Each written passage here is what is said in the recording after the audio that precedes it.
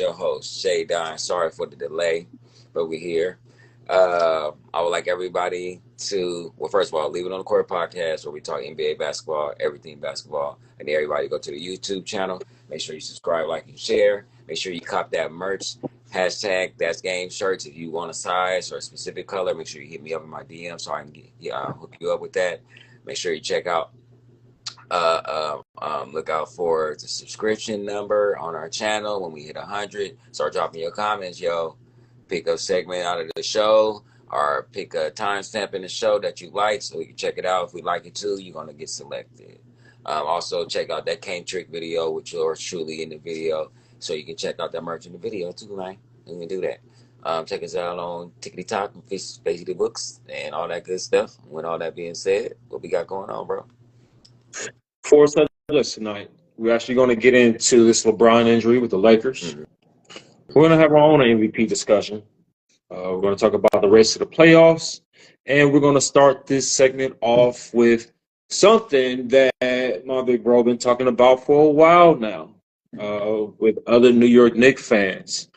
So the New York Knicks are currently 42-24 after the loss of the Golden State Warriors last night. They're currently holding the third seed in the Eastern Conference.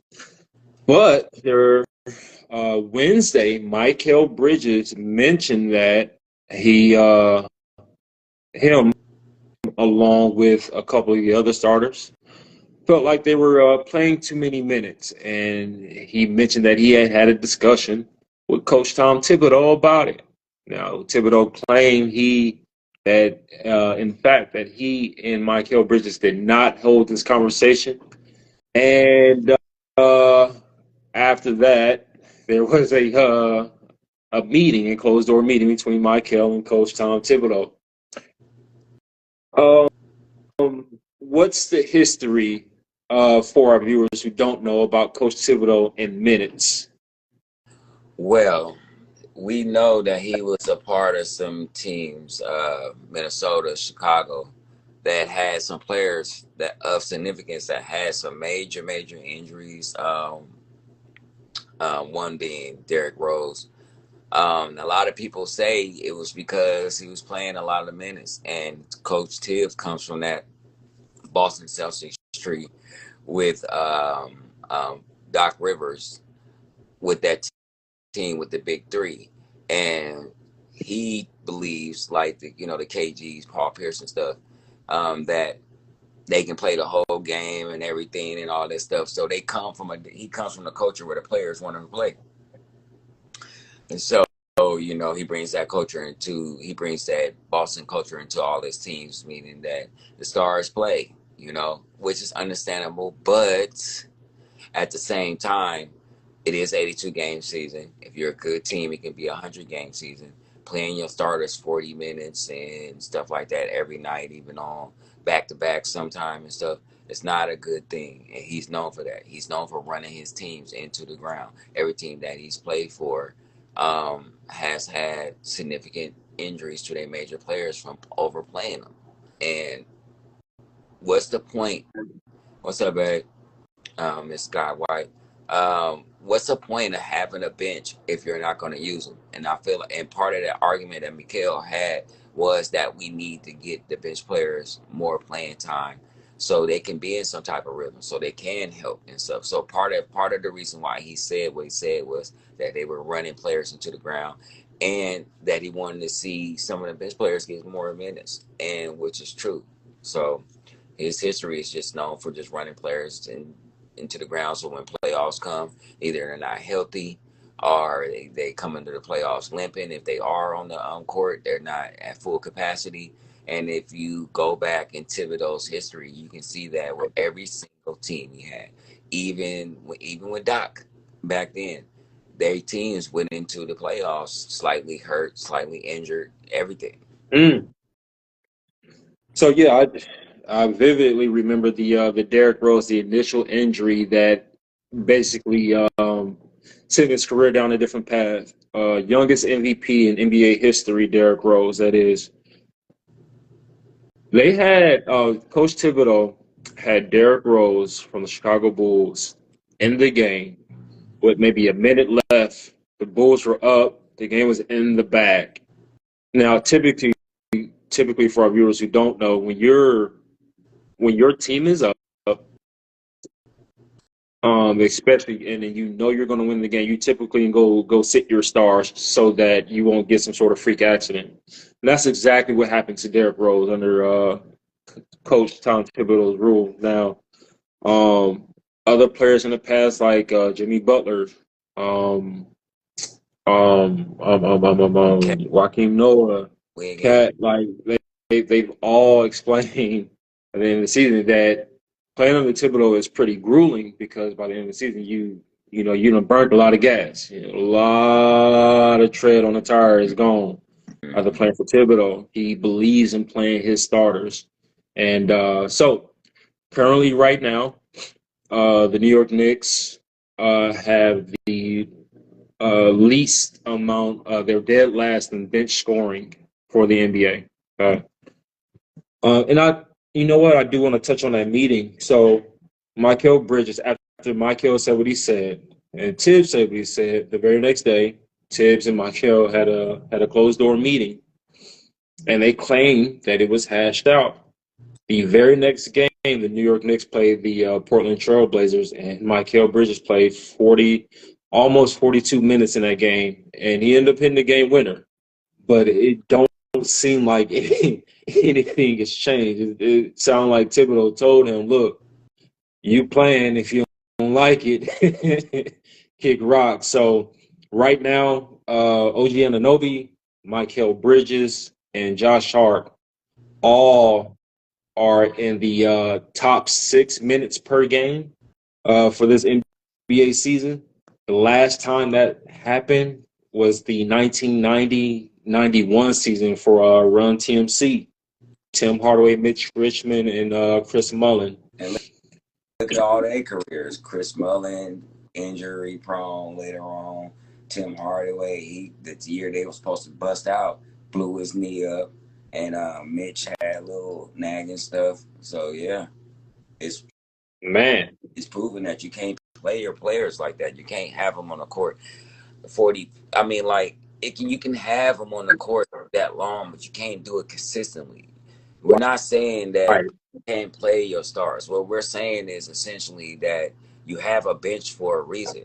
You're paying dudes on the bench millions and millions of dollars, basically just to stare in the chair. And I don't care what you say. You take the whole concept out of team if you're not using the team. You know, I understand your starting five. That's your team. Believe me, if everybody could just play their starting five all game, every game, most people would. But it's the reason why you have 6 and 7 dudes on the bench. You know what I mean? Right. That get a rest, come in and get these guys a chance to regroup. You know, reset their mind because it ain't always about going to the bench. Everybody think going to the bench is always about tired. And sometimes you need to regroup. Sometimes you need to sit down. You're having a good shooting night and you're overthinking it. Sometimes going to the bench and seeing your team do well and stuff and get you back in the game and wake you back up, give you some more energy. Sometimes going to the bench, cheering for somebody who catches fire and stuff, and you feel, okay, well, shoot, if he can catch fire, shoot, let me get back in here then. All right, you know what I mean? So, you know, it's more than just a tired thing when you send people to the bench. It covers a whole lot of bases when you send somebody to the bench. Because, like I said, it ain't just about, I'm tired, I need to go to the bench. Sometimes we need that guy off the bench that has that hustle man energy. Like, he ain't a great shooter or nothing like that. He just messes with everybody and just always all over the place. You know what I'm saying? Doing whatever. I want to add to that. Going to the bench as a star player, especially if you're not playing good at the moment, it gives you a chance to dissect their defense and understand exactly what they're doing. Mm-hmm. So it gives you a chance to be cerebral in your approach. Mm-hmm. So yeah, nail on the head, man. Nail on the head. Yeah. So I think he's missing those aspects of letting your bench players play too. Along with one of the most important things, it's like wanting to feel a part of the team. Like when you're not being utilized and stuff like that, when you finally do get in, you ain't gonna give you 100 because you know you're only in because he had to put you in. He didn't put you in because he wanted to or he felt like you was a player that can maybe put the same numbers up the starter could. He put you in because the starter was so tired, and he was like, "Coach, you got to sit me down, and I'm in the game." That could be discouraging for a bench player. You know what I mean? And I can see why it wasn't so many people so quick to go to the Knicks in the off season and stuff like that, because even with Miami, just like there's no virtually. Don't get me wrong, Bam. I love you, bro. Hero, I love you. Don't get me wrong, y'all. But there ain't no superstars in Miami. It hasn't been no superstars in Miami since LeBron and them left. And I would like to think 80% of that is because how hard they work Right, their players. right, right. You know, a The lot of people tend to avoid them teams when they starts. Coach Tom Thibodeau actually has the highest winning percentage of any coach that has not made it to the finals. And that, to me, knowing that information tells me that he plays the starting five a lot. He runs them to the ground before he can actually Win something. win something. Right now, Jalen Brunson's hurt. He's going to be out for another week or two, the ankle injury. OG Anunoby was hurt first half of the season with tendonitis in his elbow. Um, Mitchell Robinson, their center, has had to have back surgery, and he's Those type of really those are wear and tear injuries too. Except for the ankle, ankle something. Of course, you step on somebody's foot, but it can linger if you don't rest. If you don't like get it elevated and get it treated right, and you just kind of wrap it up and play on it. If it was a bad sprain, it ain't gonna heal right. It can be like the Isaiah Thomas Grant Hill type thing, where you keep trying to man. do it, and it can become worse than what it should have been if you would just set your ass down. And when you start getting tendonitis and back injuries and stuff like that, that's wear and tear injuries. Those are just being on your feet, doing the same stuff too much, too often. Because when you're in your 20s and you got a back injury, that lets you know what, what the coach is doing. I don't care what you say, because your back. I mean, unless he pulled something in his back or something like that, that's not normal for a 20-year-old. It's not height or not. Yeah, As mentioned before, the Nets are currently holding the third seed in the East. They're currently 42-24. They're 4 games ahead of the Milwaukee Bucks and 5 games ahead of the Indiana Pacers. Um, uh, we're not talking about games off, BBM. We're talking about how Tom plays his starters too long. You know what I mean? Of course, yeah, we do want to see the stars every game, but how can they play every game? How can they play all the games if you wearing them out? Like through the midpoint of the season, all your players is hurt because you done played them 1,000 minutes yeah, instead. I mean, so the New York Knicks got 16 games left before the playoffs start, man. They have a firm seeding in the playoffs. Just about, they would have to lose every other game to really just fall out of contention. Um, they,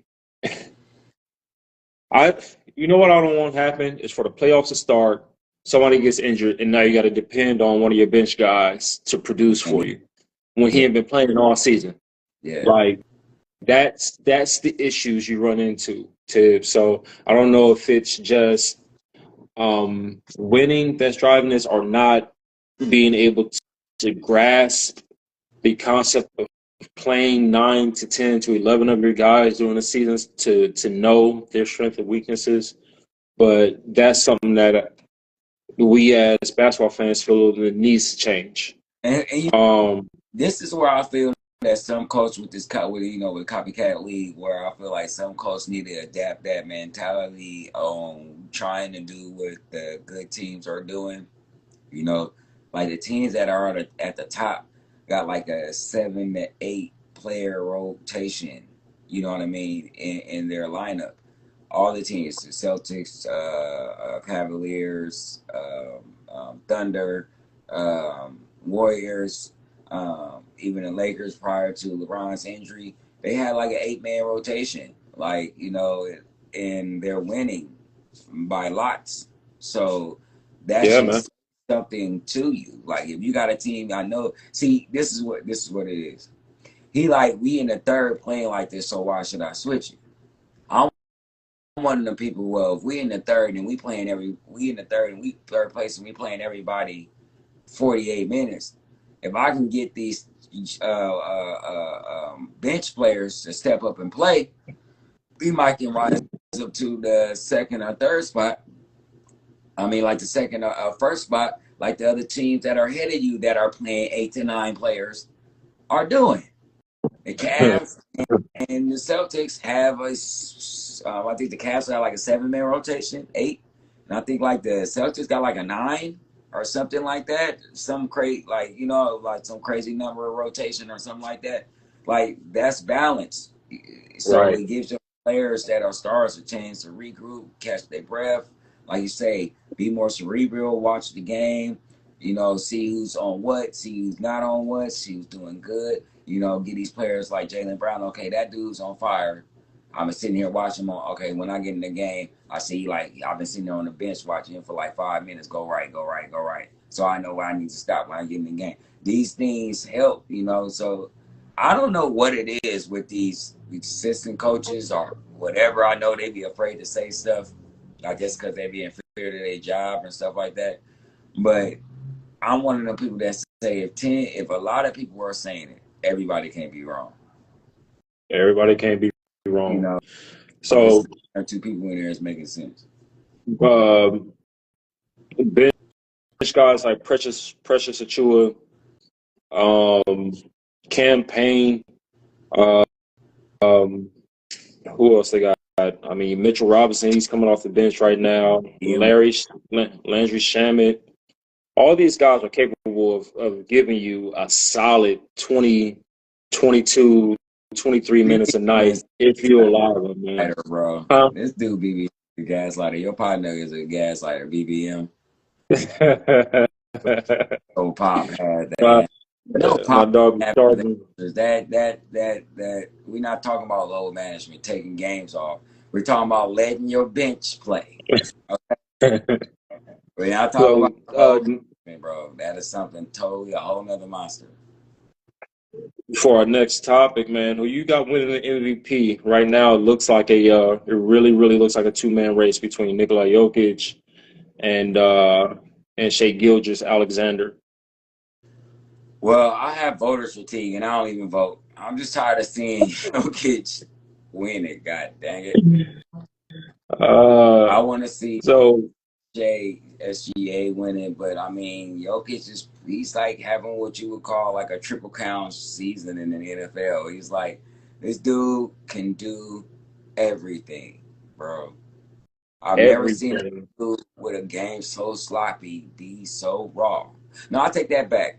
Larry Bird game was like his. Larry Really? Bird was ugly. He didn't have a beautiful game like that. You know what I mean? He shot awkward. He shot from up here. With the shot, the Uncle Bap, the Uncle No, Bap yeah. shot. He shot from back here behind his head, and he had that awkward playing style. Plus, he was like 6'10", but he was built like one of them construction workers or something like that. So they had similar games, but Jokic is just a freak, bro. I Uh, don't even know how they. But SGA, that's the pimp. Hey, y'all see my basketball? Have y'all seen my basketballs? Because I'm supposed to be 4 hoes on the court. I don't see it. You know what I'm saying? You get in the basket, hoe. You know what I mean? That's why you treating the basket. You know what I'm saying? And the, and the basketball court is a track. You see when I got this? You see I got this hole in my hand? This is the track. And when I put this hole in the basket, that's how I make my money. You know what I'm saying? my money. My money. Y'all messing up my money. You know what I mean? Oh my God. Everybody putting these holes in the basket better than me, baby. SGA, y'all see it? Silent assassin out here, bitch.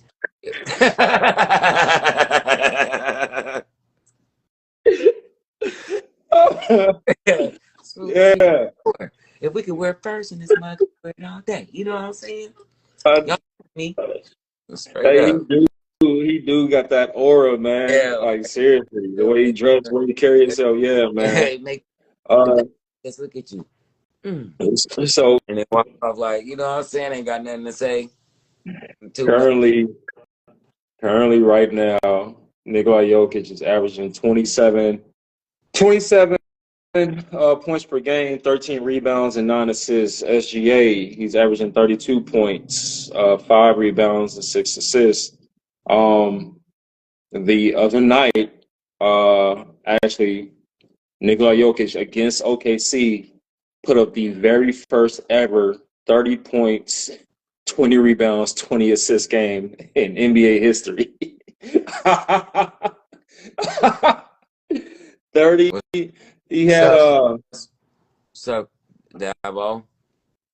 he had 30 33 points, 23 rebounds, 21 assists to beat the OKC Thunder. Now, the game before that, because they play on a back-to-back, SGA dropped 48 points against the Denver Nuggets to beat them.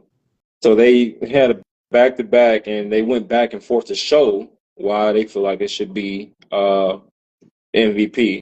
That's all it felt like. And currently, the Oklahoma City Thunder are on top of the West. They've already clinched a berth into the playoff. They are 55-12. They have a 13-game lead on the Houston Rockets, who are currently second, and the Denver Nuggets are currently third in the West. How much do having a winning record, or how much should having a winning record play into who wins the MVP? Well, if you're saying the most important player in the league doesn't have the best record, so somehow to me, now just to me, that don't go together. You know what I'm saying? To me, your record should show your value. Because if not, then we're just playing, then we're just saying the most important player on his team. I feel that. You get what I'm saying? Yeah. Because if we're talking about the most important, most valuable player in the whole league, his team should be at the top of the mountain, and he should have a lot to do with it. And especially with OKC for being number one for so long, it's proven that his value not only to the team but to the league shows a higher standard than where Denver is playing. Now, don't get me wrong, Jokic is playing out of his mind, but he's not. He doesn't have the best team.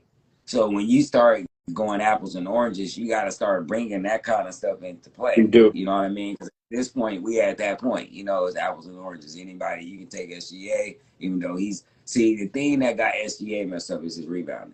Jokic is blowing him out the water with the rebound because Yeah. and like I think he got about like 2 assists, 3 assists too.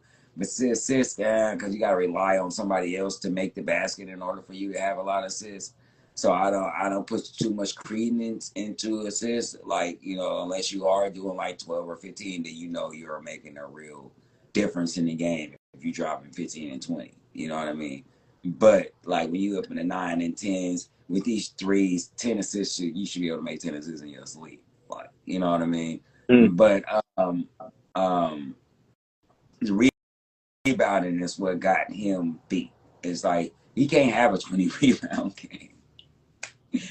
Like, you can't do that. I mean, if he did, he wouldn't have 33 points because of the position that he played. And just defensively on a rotation, it doesn't put him in a position to grab a rebound. You know what I mean? Off the defensive rebound because he has to get back. Usually the guards are the first ones back on defense. So it's like it's hard for him to put himself in a position, even though Westbrook did. But Westbrook used to cheat a lot, and they set up their offense to where he can around rebounds, and then they'll have like the small forward drop back on defense so he can go in and get his rebounds, you know. So Yeah, yeah. Um, to what helps SGA a little bit is he's currently he's bouncing back and forth between second and third on the for the steals leader this season also. So he is playing, some sort of defense. Me personally, I'm picking SGA, even though Jokic is statistically having a better season than SGA. Shea is on the youngest team to ever be number one in the West, and he's leading that team. And there's no doubt on who that leader is, while currently is top 3 in points per game for the season. Matter of fact, it actually looks like he's number 1 right now. He already clinched a playoff berth, and to me, Jokic is on a team with Murray, with Aaron Gordon, with MPJ that have already won a ring. They should be number 2 or number 1 in the West. They've done it already. They, on paper, well, to a lot of other people, they would have the better team because their coaches won the championship before. Jokic won the championship before. You got a 3-time MVP, but y'all still third. While the youngest team to ever do it is number 1 in the West, and he's leading the league in points, and almost leading the league in steals. If freaking Tyson Daniels wouldn't have it. And that's where I think SGA, and I think what I think should put him over the top is the defensive aspect. Because Jokic don't play no. When I say no, I mean no defense. No defense. Like, he the only center I know that probably averaged like a half a block a game or something. Like, seriously, like, he don't play no defense. Like, and you can see it. Like, you can see it. He like as bad as Luka almost. Like, so when you got to do that, leading the league in scoring, 5 to 6 rebounds a game, 6 to 7 assists a game, and he's in top 3 in steals. Probably if you averaging that many steals, you gotta be in the top 5, top 3. I don't care anymore. You gotta be. You know what I mean? I don't know exactly. I'm pretty sure it's top 5, top 3 if you averaging that many steals. So to me, defensively should put him over the top. Substreets, I think defense should put him over the top because I've never understood. We've had this conversation like with Tatum and Jaylen Brown. When one dude is better at 2 things, and one dude is really good at one thing, but y'all say the guy that's really good at one thing is better than the guy that's better than 2 things. Now, I don't know where y'all mathing at, but where I was raised, 2 is always better than 1. I don't know what y'all be thinking and talking about and stuff like that. But all I know is if a nigga can score on you and slightly stop you, he's a little bit more dangerous than the guy who can just give you 50, but you can give him 50 back. That's to me. That's to me. And to me, that's a complete basketball player. You know what I mean? Somebody who takes pride in their defense as much as they take pride in their offense. That's a complete basketball player. So once again, when we go this MVPs, they're just looking at Jokic through an offensive lens because that's all he is one of the greatest offensive centers ever. But that's it. He's right there in that box. Greatest offensive guy ever. But when you start talking Shea, we talking about one of the better off-ball defenders, probably the best off-ball defender at his position specifically for sure, and it's the number 1 scorer in the league. So, like I said, I don't know where y'all mathing is, but where I grew up, 2 is better than 1. I'm taking a guy who can play defense and give you 30. So currently, right now, Nikola Jokic is actually atop of the MVP leaderboard. SGA was at the top last week, so they keep bouncing back and forth. Right now, when they talk about it, according to NBA.com, basically the stat to know is that Joker has 29 triple doubles this season. While they're saying SGA, you can't stop him one on one. There's not a person in the league can stop him one on How you one. No gonna one, stop a not a pimp? single person. Stop a pimp. You can't stop a pimp. Can't stop These him. hoes in the basket, no matter who guarded me. You know what I'm saying? All you other haters at the haters ball can't stop it. I'm finna score. Every time I got one of these hoes in my hand, it's going in the basket. She gonna make me my money. But Money. make me my money. So, Yeah. well, I swear he should start the starting five with a a fur coat on in the beginning. Starting that point guard from I'm a Pimp City. SGA. And he just talk, yeah. he just get up off the bench like and he, super fly. That's his song. I want to get platform shoes and Yeah, everything, man. he walk. He should just glide to the other five dudes, just slide up there and just already. You know what I'm saying? Like he's one of them hoverboards or something. He just stand up and all of a sudden just slide. He's so smooth, bro. I would love to kick it with dude. No homo. But no, I would just love to be around his presence because he's just so player. Like he's so cool to me. Like I love that swag. I love that chill mentality, even though you don't have to be chill. I'm so raw. I don't have to be like this. I can talk shit. I can back it up. I can say whatever I want to any of y'all. Y'all can't stop me. But he's still super humble, super chill. Everybody love him. That's pimpish to me. I don't know to y'all. That's pimpish when you just can just fill a room without saying nothing. Yeah. So right now, LeBron James is still out with his groin injury. He's expected to be out for at least another looking like 9 days. And in that span, the Lakers Hold will on. play another. Before we go to the next subject, that Canada thing don't mean nothing to Hoopers. That's this political climate shit. We don't give a fuck about where he's from. If you a baller, excuse my French, that kind of like struck a nerve with me. All that controversial junk with Canada and all that bull, that don't mean nothing to the fact that you a Hooper. So I don't care where he from. I hope he win it because he's a young black man who deserves it. I don't care where he from. You know what I'm saying? We'll leave that Canada, all that terrible crap. We gonna leave that over there. We talking who? When he say controversial, he was talking about Steve Nash winning that MVP over who was that, Shaq? Then Why would it be controversial? because he wasn't supposed to win it, according to a couple of people, and Shaq still say that was his MVP. So that's why people find it controversial.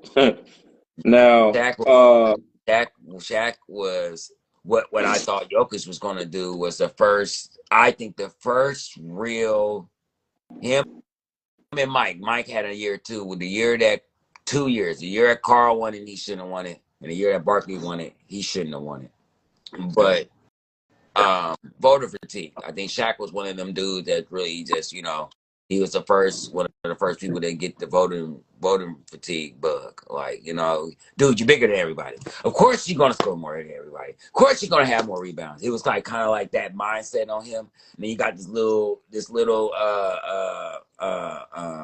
fucker running around the court dropping dimes and all this stuff, shooting the ball in 6 seconds and everything. And you know what I mean? yeah. So they like, you feel me? And that's kind of messed up that he gets voter fatigue, but then Steve Nash doesn't because he gets the back-to-back MVP. But you don't have a whole nation behind you, Shaq. So, I mean, that plays a large part too, bro. Like, I do remember Steve Nash was balling them years. He really made turn me into a fan, man. Because it didn't necessarily have to be with the scoring. On how he was taking over games and how tough and gritty he was. But he was was another one of them dudes that had nothing but offense and no defense. So that was another thing Shaq was saying, like, dudes, people are giving them 50 points. Like Stephon and Iverson, they was giving Steve Nash work. Okay. Steve Nash was getting work.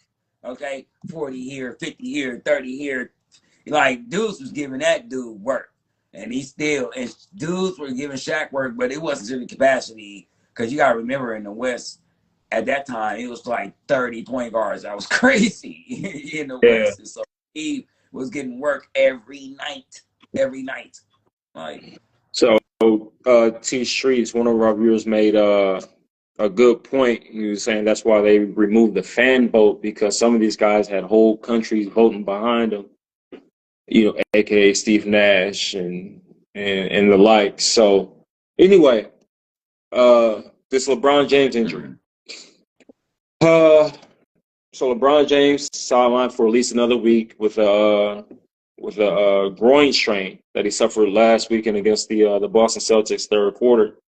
And they went on to lose a pretty close game against Boston. And since the Lakers been on a 3-4 game losing streak, 4-game losing streak. They just got a victory today versus the Phoenix Suns. And they gave Denver a run for their money, but they beat the brakes off. Like, really, they was whooping.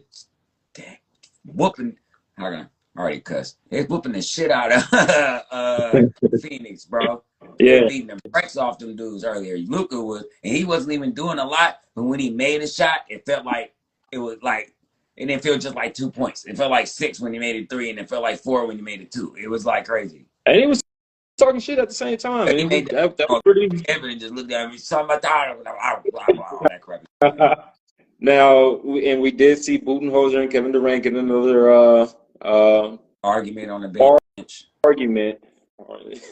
A word entanglement on the bench, and then Kevin Durant, he did proceed to go off for 10 straight, bringing his team back. But ultimately, how they was guarding Luka. I think what he didn't like is they was trying to go down on the screen, and he wanted everybody to come up. Well, dudes was afraid to get burnt. I would rather get burnt by Luka to the basket than let him step back and shoot. But see, the thing is like, let me think about that. I don't know. Because when the boy go to the basket, he got eyes here and up here and back here somewhere and stuff. And like shoulders and then his fingers and stuff. And he be putting the ball where you can't catch it, and they be making it. So I don't know. The thing is, if you're going to force Luka to go to the basket, now would be the best time to do it, because he isn't in the best shape. And he is going to have to pass that ball, and LeBron or Dorian Finney or Rui is not out there catching it. He got, right now, just Austin Reeves. So as long as you can contain Austin Reeves to a certain extent. Connect was in today. Ooh. Austin dropping dimes behind the net. I'm just saying, though, it's not that good of a plan to make Luka go to the basket. When he got the passing skills that he has, like some of the best plays he made today was him going to the basket and dudes collapsing and he hits, like, you know what I mean? So I don't know how you play that guy. I just know that come back and perform, man. You attack him on defense. I know that. You make him play deep. That's probably about the only way you can beat him is to give him 50 and like make the coach like make him feel like a liability to where he gotta either hide him or bench him in crunch time. You know what I mean? That's all you can. That's the only way you can really beat Luka. Get him in foul trouble, or get a nigga, or give him 50. Yeah, that's the only way, because you got to give the coach some kind of pause on defense. You're like, okay, Luka is getting blasted, and it's 10 minutes left. We need some stops. Do we keep him in? Do we play him? Because if I'm a guard, I'm searching him out every game. Bring him to the top. Y'all switch over. Let's get the switch to get Luka on me. I'm doing that the whole entire game. If I'm a coach, I don't even understand why they don't. If I got a guard that can score for itself or get through the basket, I don't care where he at. Anybody that can dribble, that can get around somebody, and Luka's guarding you, or he's off the ball to where the switch to where he ends up on you, that's what I'm aiming for. And I don't understand why more teams don't do that. They do. They just wait to the fourth quarter to do it. They don't do it all game most of the time. Now, at the time of LeBron James' injury, the Lakers were currently they were they were second in the West. After this injury, they're currently fifth. Like I said, they've been on a 4-game losing streak. What does LeBron do so well for that team to have them at the number 2 spot in the West versus? So, what are they missing? I understand the question. I understand the question. Leadership. People don't understand how far having a voice and a voice that can bring everybody back into the zone means. Like a lot of times, in our days, it was the coach that would do that now. And in some places like San Antonio and stuff like that, they still have that voice, that coach that has a voice. But the leadership that he brings outside the obvious stuff, the 28,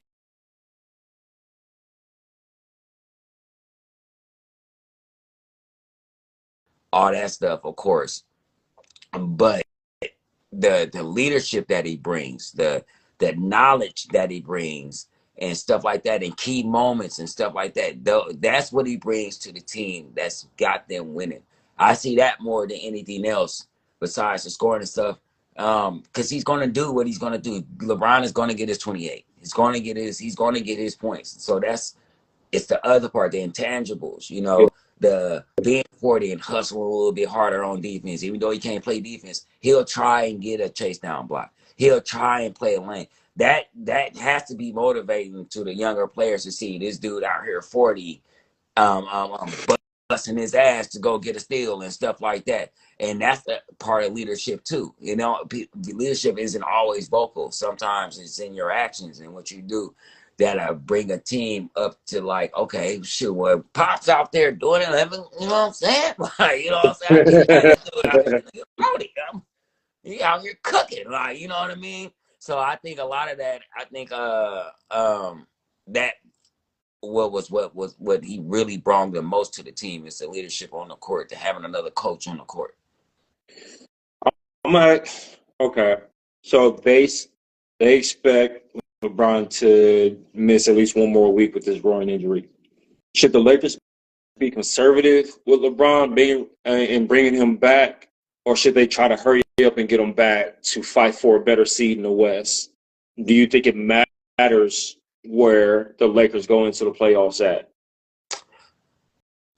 Yeah, if they venture down into the 6, 7, and 8 realm, yes, it definitely matters.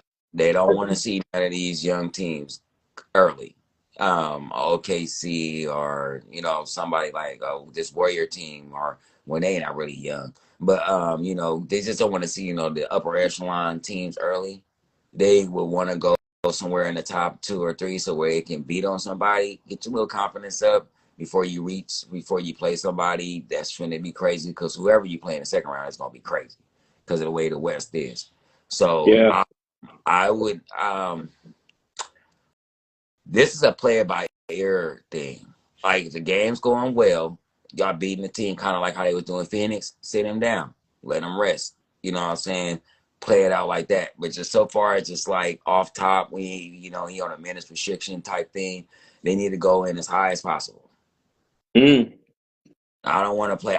Believe me, I do not want to see the Oklahoma City or Denver or nobody the first round. You do not want them problems. I promise you. You know what I mean? Yeah. I do think this has a lot to do with Rui Hachimura and how soon he could come back. Because with Rui, with Vanderbilt, with Dorian Finney-Smith, Austin Reeves, Luka can hold it down as long as the rest of them are healthy, in my opinion. Now, the problem with the Lakers is they have the 6th toughest schedule as far as like the NBA ranking for the remaining 16 games.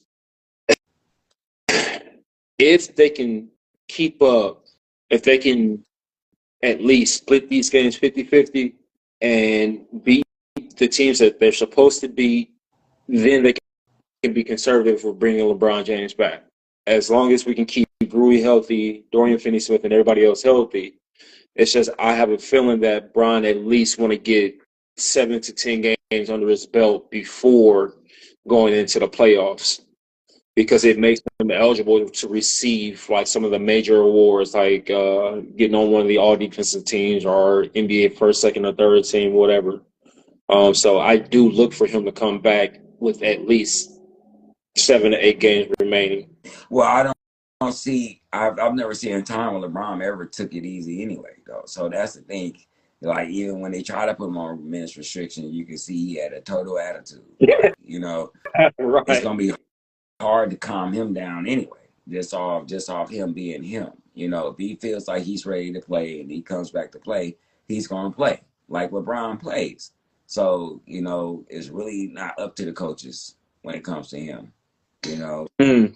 and like unless he was like, if the injury was super significant, then he might probably be on a minutes restriction. You know, and with any tissue injuries, man, it can go either way with that, because you can re-pull it real easily and stuff. So, you know, but one of the commentators made sense. Like, LeBron knows his body. He probably knows his body better than anybody that's playing basketball or doing anything with their body. So he's not going to come on the court unless he's 90 to 100%. You know what I'm saying? Unless it was like something detrimental, like a game they needed or something, of course he's going to play hurt. But if he's had time to actually get healthy and stuff, if he comes back, he's coming back in LeBron mode. He's not going to come back on some more regular. I actually earlier today I was watching a scientist break down LeBron James' injury, a sports scientist, and they were saying like if he comes back within the next week, he'll have an 18% chance of re-injuring that groin. 18%. He was like, once a groin injury occurs, it's easier to get the injury again. And but it was like just based on Bron's height, body mass, and past injuries, it's like they calculated to be 18%. And if he takes another week after that, it's a little bit less. Like it goes down to like 13%. So, see, all of it's educating guesses, man. Like, regardless, yeah. I know they're doctors and everything, but at the end of the day, you read books and hope. Yeah, you know what I'm saying? Let's just keep it a bit. Like, you know what I mean? Yeah. Like, outside things that have exact science to it. You know what I'm saying? These doctors just read and pray. You know what I'm saying? I hope this is my guesstimation on what might happen. You know, all this stuff is just, you know what I'm saying? Just, you know, educated guesses. One of our viewers, Kirby110, I don't think Bron cares about awards anymore. He and Steph are out there playing for rings. Boys, do you watch? I kind of think You don't be on the internet, do you, Kirby? You know, I kind of think Bron wants them award. I ain't gonna lie, bro. Yeah, because you one of the only players I know that know records during the game. Hey, you know, 2 more shots. You're right. Rebound. I mean, you know, you miss 2 more shots, we might have that rebound rate. You might want to miss that. You know what I'm saying? Like, Rob want that defensive player of the year, man. Stop playing with it. Defensive player of the year at 40 is crazy. And when you 40, you talking about putting me on NBA first team and NBA anything at 40, man. At 40, come on, man. I need that. I need that. You know how many? You know what I'm saying? I'll be at 40. That put me in a realm like I don't want to hear none of you youngsters. Nothing. I wanted you dudes at 20, 30. I don't want to hear tired, hurt. I can't play. They ain't paying me enough. I don't want to hear none of that, boy. You see what happened when I was 40? First team all second team in the standings. Blah blah blah. You know you want to be able to have that conversation. And my bad, T-Street is not defensive player of the year, but all team first or second team, all defensive team, not defensive player of the year. My fault. Yeah. But there was a conversation for him a couple of months back. Now, last subject. This is the race to the playoffs, man. This has been some great basketball going on for any team that's trying to make their way into a playoff team, especially like the top 6 seeds. Cleveland been playing out their mind. Boston picked it up. OKC Shea is going Wait a crazy. minute, talking about Kirby said he already got his whole son. Like, what else do you want? Like, what else? Third one too. He Let your already got a son a job. trash What else they son want play from in our me? league, and he trash. I hope he saw that Hey, too. Hey, LeBron, come see me. I'll let huh, your boy when hey, he dying. I want all y'all share this message to his page too. Your son trash, bruh. as long as you don't say anything about that man as a father, like Stephen A. old punk ass did, and you can tell Stephen A. I said it. You know, he'll be on some bullshit. Um, but yeah, the race to the playoffs. So currently, right now, Lakers is the fifth seed. Golden State Warriors is the sixth seed. Lakers are 3 games ahead of the Warriors. Do you think the Warriors can catch that fifth seed from the Lakers? The Warriors can catch anybody the way they playing shit. Yeah, man. And the Yeah, crazy man. part, I was almost against this Jimmy trade. They should have went and got him 2 years ago. Mom, chill. So yeah, Yeah, so they should have went and got him 2 years ago they should have because went and got him 2 years ago. I would have got him instead of Wiggins. Like, man, and like for real. Like, shoot, because the way they look with him, he looks like the missing piece. currently right now since the Jimmy Butler trade, the Warriors are 13-1 when Jimmy Butler suits up, man. 13-1. They have two more. They actually have a back-to-back on Monday and Tuesday. Monday, the Golden State Warriors take on the Denver Nuggets, and then Tuesday turn right around and play the Milwaukee Bucks. Which one of those teams do you think would be the biggest hurdle, the biggest test for the Warriors? And who you say they got to beat again? They got the Denver Nuggets tomorrow night, and then Tuesday they got the Milwaukee Bucks. Denver Nuggets is always a game with the Warriors. You know what I'm saying? Okay. Jokic, when you dropping 30, 20, and 20, we don't even know what's coming out of this asshole. This dude, you don't know, he might show up and score 40, 30, and 30. You never know what you're going to get out of him. Like, you know what I mean? True. The Milwaukee team has to be healthy. You know what I mean? Like, if everybody healthy, they're dangerous. Kuzma isn't playing out as what I thought he was. I thought he was going to be better. You know what I'm saying? You know, so I think Denver's probably gonna give them a harder time, man. Rivalry games, same conference games tend to be harder in every sport. I feel I don't that. same conference. Yeah, the same conference. Are they in the same? Cool. Denver and Warriors? Denver Warriors I are think probably Warriors, Oklahoma like the same division. Is what you're talking division. about. No, I don't think they're in the same division. Well, I mean, they're in the same conference, so they play each other 3 times. So Yeah. regardless, you know, you see them more than you see Milwaukee. So Yeah. I think Denver probably gives them a harder time. You know who on the West took a turn for the better? Who I didn't see this coming. The Minnesota Timberwolves are on a 7-game winning streak right now. So they are Who on who our 10th. game street? The Minnesota Timberwolves. Oh, for real? I missed that. Oh yeah, yeah. So right now the Minnesota Timberwolves are the currently the 7th seed with a 39-29 record. We are when I say they go to state. No, he was saying you see your people in your conference 4 times. Some teams they don't play 4 times; they only play 3. The Golden State Warriors have a half a game. It's a half a game ahead of the Minnesota Timberwolves, and like I said, we got a tough back to back coming up with the Denver Nuggets and the Milwaukee Bucks. It's starting to look like, man, the Lakers is possible for them to fall into a play-in seed with the. That's what I love about the West. Everybody like one game. You know what I'm saying? Like you can lose one game and literally drop 4 spots and stuff. That's the crazy part of it because it took what the Lakers went on 10, 11 game winning streak or so. They How many games was that? did. And They then went did. from literally like 6 or 7 spots to number 2, like just that fast. Like boom, you looked up, Lakers was number 2. You was like, damn, what's we talking about? Their season might be over, like a month ago, like for Right. real. Right. So with that being said, yeah, every game is crucial in the West, at least for sure, because the East is pretty much planned out. You know, everybody is going to be where they at. But the West, don't lose 2-3 games in a row, bro.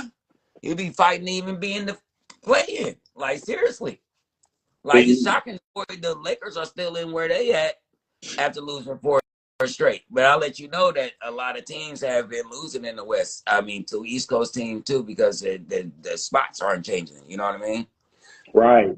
The only thing in the East where it could kind of be, it could go either way, the Milwaukee Bucks, the Indiana Pacers, and the Pistons. So that's 4, 5, and 6. The Bucks are one game, the Bucks are one game ahead of the Pacers, and the Pacers are one game ahead of the Pistons. That's a shootout, and the Bucks and the Pacers got to play each other. I want to say this week. It's either this week or next week. So it's up, man. It's up. And this is what me and Kerr was talking about with this last little month, and now we finna wipe out all these games to give some scrub ass team that was 10th or 11th a chance to take this spot for one of these teams who had to go through this last month of basketball and get their spot. And this damn playing tournament finna ruin all that. You ain't gonna let that one go, huh? Letting it go, bro. Like I said, we not letting it go, bro. This month of basketball, the Warriors played in that we believe, bro. That was basketball, bro. Every single game counted, and that was it. And this was the 8th spot, and there ain't no changing it. You earned it. It's your spot.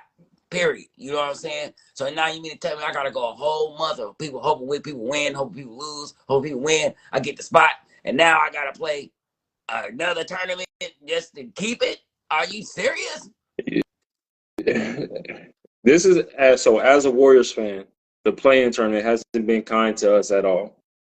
We've been eliminated every time we were in the play-in tournament. However, we didn't deserve this shit, man.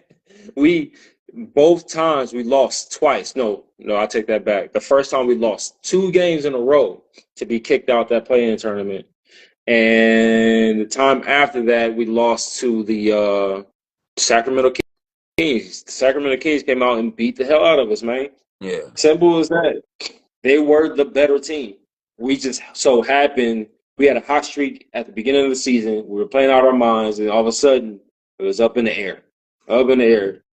And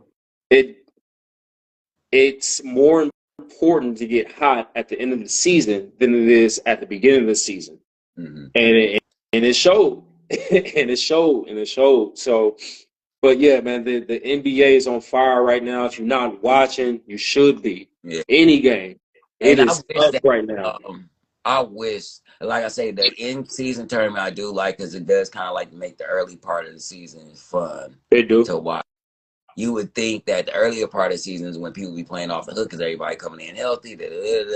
But towards the end, it get like that because everybody dragging and they like, oh, we got to win. So like we been dragging all season. Oh, we one game out. Yeah, man. They buckling, man. They buckling down. Like, you know what I mean? And I tried to earn contracts for next year and everything. Everybody start getting ready. Everybody's feelings hurt because they talking shit. Contract right now. This is where you earn your contract. This last, 4 months of the season, this is where you earn your contract. Like, including the playoffs and stuff. Like, and my Warriors just got Jonathan Kuminga back, and he immediately making an impact, even without plays being called, man. So I'm so heartbroken that Wemby got hurt, bro. They just they stole my dark horse, bro. Like a lot of you teams in the West would be in trouble if my youngster didn't get hurt, bro. Like, you know what I'm saying? I really liked it, San Antonio going into the playoffs with De'Aaron Fox, but Oh well. So The way I see okay, it, okay. the way See, I run the table. That's what I think. I run the think table, they playing in a different headspace now. They done had two disappointing playoff losses, and what's we call it? The team they lost to took a step back in Minnesota. Um, I think they can beat Denver. They probably got the most equipped team to beat Denver. Lakers, they can beat Lakers in 7 games. if the playoff were to start today for the Western Conference, we would have the LA Clippers versus OKC. Hmm. That's not easy. That is not an easy series for the Thunder. Kawhi Leonard is back healthy. James Harden playing out his mind.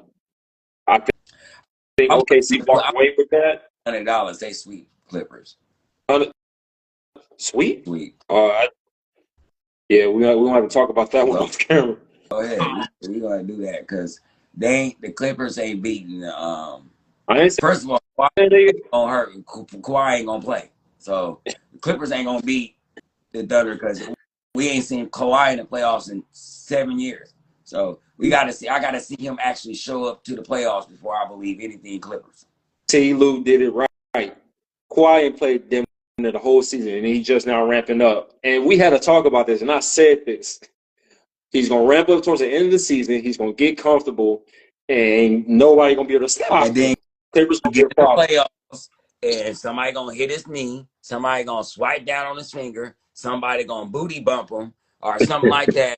Kawhi's out rest of the playoffs. Knee herniated, disc, wrist, broken ankle, finger, eye, messed up brain.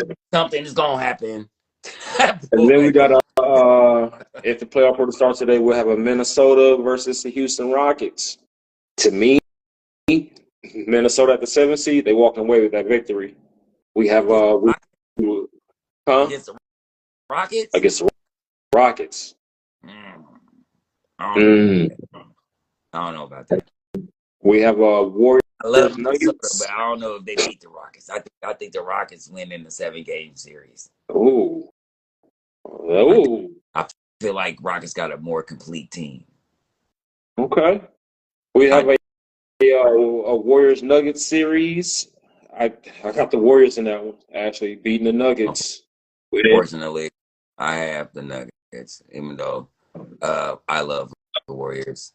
The Nuggets they just a better team than the Warriors. It's too much experience and too much players overall from top to bottom. It's just too much for the Warriors. Like Curry would have to be Curry the whole entire playoffs. He could never take a night off ever, and Jimmy would have to be playoff Jimmy the whole entire playoffs because Jokic's gonna do Jokic. Jokic's gonna do. Agreed. And if Porter and Murray show up in any capacity, they're in trouble because we know whenever Murray score over 30 and Jokic do him, they win. So. And then lastly, we will have a Lakers Grizzlies series. I got Lakers 6. I actually got Lakers as well. I think Grizzlies do walk away with 1 or 2 wins. Unless they start Zach Edey. Then I got Grizzlies. Unless it's Zach Edey. And I got Grizzlies in 7. Ew. Because Lakers have no size, and that dude is raw, and the Grizzlies just don't know how to play with him yet.